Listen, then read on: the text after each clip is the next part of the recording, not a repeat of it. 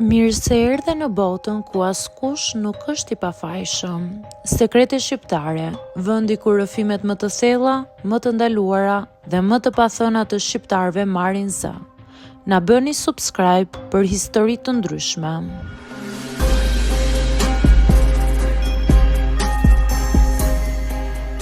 Jam 23 vjeçe dhe gjithmonë kam qenë tip që nuk e ndan jetën bardhëzi.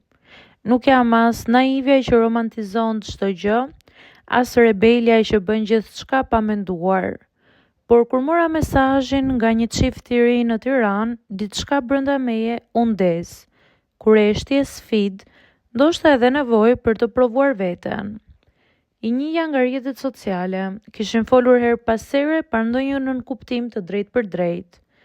Por një javë para Shën Valentinit, ajo më shkroi hapur. Më tha që ata si çift donin të përjetonin diçka ndryshe për atë mbrëmje. Ishin të qartë, donin që unë të isha pjesë e asaj nate kundrejt një pagese. E lexova mesazhin disa herë, nuk u përgjigja menjëherë. Parat ishin të mira, sigurisht, por nuk ishte vetëm çështje parash. Ishte ideja e të hyrit në hapësirën intime të një çifti. Të mos isha thjesht vajza e tretë, por të kuptoja si funksiononte dinamika. Apo ndihesha e përdorur, a do isha në kontroll, apo do ishte diçka e natyrshme. Vendosa të takohemi për kafe në një ambient publik. Doja të shija si silleshin ata me njëri tjetrin. Ajo ishte e sigurt, elegante, me një lloj autoriteti të butë. Ai ishte më i qetë, por vëmendja e tij ishte e ndarë mes nesh në mënyrë të barabartë. Nuk ishte tension, xhelozie mes tyre. Përkundrazi kishte një lloj bashkëpunimi. Folëm gjatë për kufit, për respektin, për faktin që në çdo moment unë mund të largohesha nëse nuk ndihesha mirë. Kjo më dha një ndjesi sigurie. Megjithatë, ditën e Shën Valentinit ndjeva një lloj nervozizmi që nuk e prisja. Nuk ishte frikë, ishte vetdije.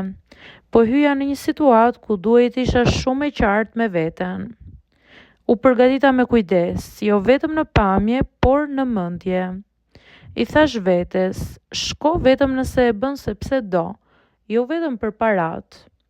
Kur mbërrita në shtëpinë e tyre, atmosfera ishte e ngrohtë. Qirinj, muzikë e lehtë, verë në gotë kristali, nuk ishte egzageruar apo teatrale. Ishte intime, por elegante. Më pritëm me natyrshmëri, jo me ethe. Fillimisht, folëm për gjëra të zakonshme. Qeshëm, ajo më pyeste për jetën time, për studimet, për planet e mia. Ai më dëgjonte me vëmendje, nuk ndihesha si objekt, ndihesha si një person. Kalimi nga biseda në afrim ndodhi gradualisht, pa nxitim, pa ndonjë moment dramatik.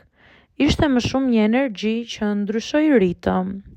Ajo që më bëri më shumë përshtypje ishte mënyra si ata komunikonin mes tyre.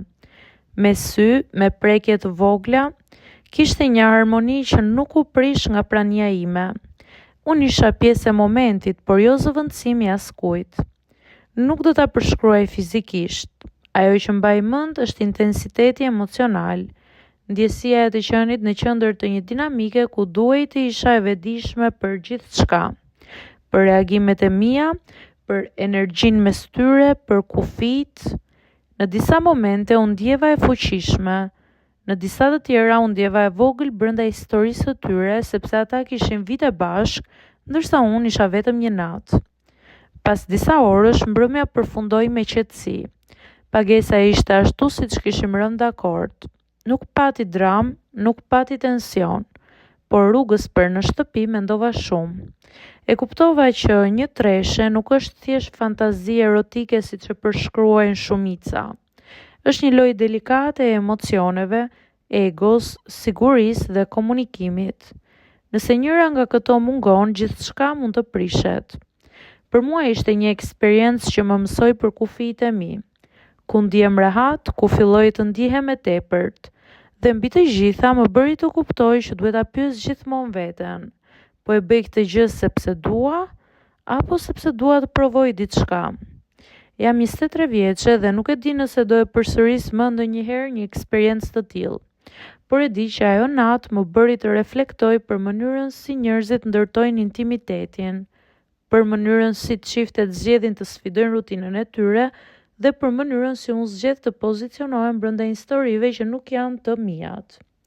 Shën Valentini i këtij viti nuk ishte i zakonshëm, por ishte një mësim për veten time dhe për kufijtë që vendos me ndërgjegje, jo me impuls.